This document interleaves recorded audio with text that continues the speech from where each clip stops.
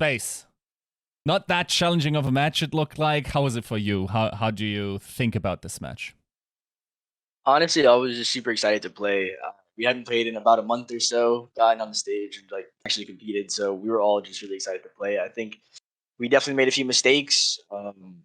It went like how we expected it to go. We definitely played the right comps, but we still have some stuff to work on for our match against Atlanta tomorrow. Right.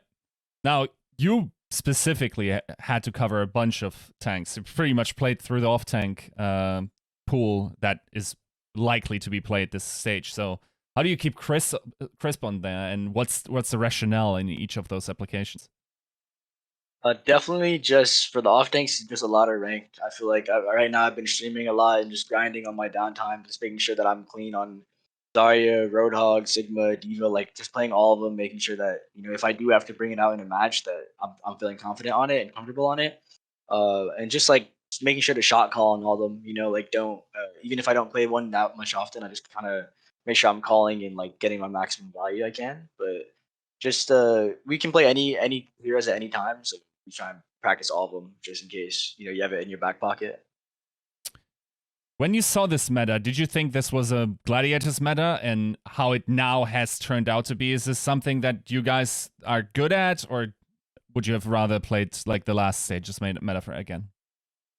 Honestly, I'd say every meta is probably a Gladiators meta because we have such a flexible roster. We're very comfortable on every comp and every hero. I feel like, and our players are really skilled mechanically. So I think it's more just a matter of understanding the meta. I'm not really ever worried about like we can't really play this meta, like we're not gonna win this one, like just give up on this one. Like it's more just like if we can find our own play style, it'll be good for us. Because I think Dallas really showed last stage that they didn't play McCree, they didn't play the meta, they played their own stuff, and even though everyone counted them out, they still made it work. So I think they kind of just show that if you find your own style, you can survive in any meta. I feel like. Now, last stage you were kind of caught off guard in that one weekend, and that's also, of course, a question towards the format. Do you think it's generally like a huge advantage to not have to play the first week, so you kind of see that it's settled and you don't have to play into this volatile meta state, especially if you're a good team? Yeah, it's definitely an advantage for sure because a lot of the times I felt like some of those teams, since they didn't make the tournament from the first May Melee, they had about 2 weeks off, and then they have to jump right into a match with like 1 week of practice. So we had 2 weeks off after our already long break. So it's a pretty big advantage to kind of see and like see what teams are doing good and what they could have done better, and then kind of bring it into your own play style. So it's definitely a huge advantage for sure. Yeah, as you mentioned, like you had a long break. You had one of those anomalies where like you had the last week of that cycle a break week, then you didn't qualify for the tournament, and then you had the break week on the first one, meaning like 4 weeks of break. So how did you structure that? Like how did that go? How much did you practice? Did you take full time off?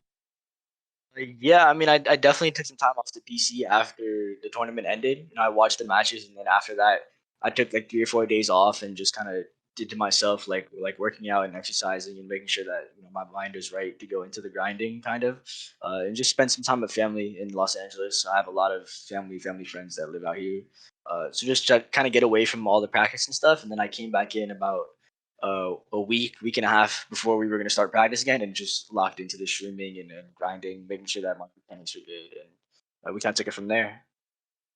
Now, of course, you guys came into the season with high expectations, possibly also like from the community based on the scrimbucks that you guys had. Was it a big upset, or was it more like, okay, that we didn't meet our expectations 1 week, and that's just how the season is set up at the moment? It was definitely disappointing because we didn't feel like we played like we should have. It was not them doing better than us. It was just us losing to ourselves. And that's really the worst way to lose. I feel like I think as a competitor, you always want to like feel like, oh, they just played better than us this time. They were the better team, but we kind of felt like those losses that we took were just us playing really bad and not playing to our strengths. So we just went over it and said, this is the problems. This is what we do. It's not an individual problem. It's a team mistake. We have to play better as a team, and kind of just locked in from that and took it from there. But I think our goal is to make sure that it never happens again. Right. Now, an interesting development in terms of like what kind of lineup you field is, because on paper, like if people are not familiar with Skewed specifically, you would expect, okay, this is Moth, this is like a 2-time champion. There's Shu, also like top 3 flex support over the last couple of seasons. Those guys would play, and then in rare occasions where you maybe need like 2 flex supports, that's when he comes in. Now he has played more, and we wonder, is this something like that's decided week to week, or is it something that you have really clear understanding of, okay, for this hero, for this sort of play style, we pick this player and this? Is this figured out? Yeah, I'd say it's pretty similar to when Mirror plays Zarya for our offing spot. And, when I'm benched on those maps, like there's a lot of maps where we feel like, oh, if we're just going to play Zarya only, to use me as an example, we'll just play Mirror because we feel like Mirror's tempo and is stronger on Zarya than I am and just kind of controlling the game. He's really good at that character, has a lot of time, more play time on it than I do. So it's kind of the same with Skewed and Moth, where it's just like if we feel like we're going to play Brig only on that map, we can play Skewed, and if he has to swap, it'll be to like another flex support. Whereas Moth, if we're gonna play Lucio, Mercy, and even Brig, sometimes he'll still play. But we just like to, get Skewed some play time and kind of get it under his belt so that he's feeling comfortable on the stage and can kind of get adjusted to that no matter what. Right. Now, on paper, your stage actually looked pretty easy. Unfortunately, like all those teams that you would have expected based on the cycle 1 or like the May melee results to be not as good, like Boston, like Paris, they actually stepped up in week 1 and had like some really good results especially for their expectations. So, like, also with Atlanta now, who do you think is the biggest team, or like the team that can give you the most trouble this cycle? I would definitely say Atlanta for me personally because I know they're really good at double shield and they can play the other comps that people have been playing in this meta. I think they have a really aggressive play style that they shine in kind of like clutch moments and unexpected wins. So they've just always been a dark horse of the league. I feel like they've always been a strong. So I think we're all really focused on the Atlanta match, but by no means are we sleeping Boston or Paris or even Vancouver because I feel like like you said, anyone's meta right now. Like everyone's winning upset games and turning the tides with new comps. So you just have to stay on your toes, like keep prepared for everybody.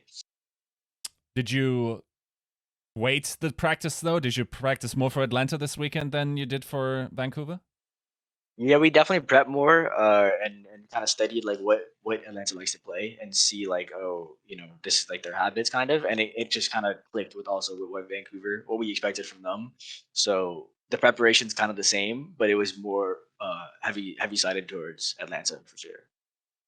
Right. Now, okay, like as a final question, and to sort of round this out, we had like the 5v5 announcement. Of course, like the initial like gut reaction was, especially like interestingly, a lot of people thought it would get rid of Offtanks. Not sure if that's true, because Offtanks, generally speaking, are the more skilled of the tank lines, I think, across the league. But what was your first take on this, and what is it now? Has it changed how you feel about this change? Yeah, so my first take, I was super, super sad, of course, because seeing that it's 5v5, first I was obviously worried, like, oh, maybe I won't be able to play in a 5v5 meta, but I was more concerned about not being able to play with the tank duos that I've always played with. Like the synergy that you build with the main tank and off tank is just it's kind of what made Overwatch and made it so exciting. And like even with the supports, it's like if they were to take a support rollout, it would just be the same. Where it's like I don't get to ever play with this main support player again. Or I don't get to play with this flex support player. So it's really saddening just to feel that. But otherwise, I was kind of open minded after I slept on it, just open minded about how it could change the game. It might balance it out a little bit more, make it easier for the devs, and as a player, I'm very confident in my mechanics and my understanding of the game. So I personally feel like I can learn any character in any role, and if need be, I can just play that and kind of grind it out and figure it out. So I wasn't really worried too much about that. It could possibly be a good change for me because I might even learn more playing solo tank. So uh, I'm just looking forward to it to see how it goes, and I'm kind of excited. But it is still very sad that I don't get to play with my main tank duos anymore. That makes a lot of sense, yeah. But potentially, if you see the opportunity to have a career going forward into that, would you not exclude the possibility of, for instance, playing support then? Honestly, I would be down to play anything. You know, if I wanted to try, I think the support and the DPS roles would take a lot more work and more preparation for me to Mm-hmm. kind of grind those at the highest level because you're stepping into a whole other field versus professional players. So I think definitely should maintain. 5v5 is going to be new for all of us, so I'm not really too worried about it. You know, just if I want to keep playing, I have to learn some new heroes, which is nothing really new for often players. I feel like we're really good at learning new characters. For sure. And then depending on what kind of heroes come in as well, those will be a grind for everyone. Exactly. Right. Thank you for the interview and good luck against Atlanta. Thank you so much for having me. I appreciate it.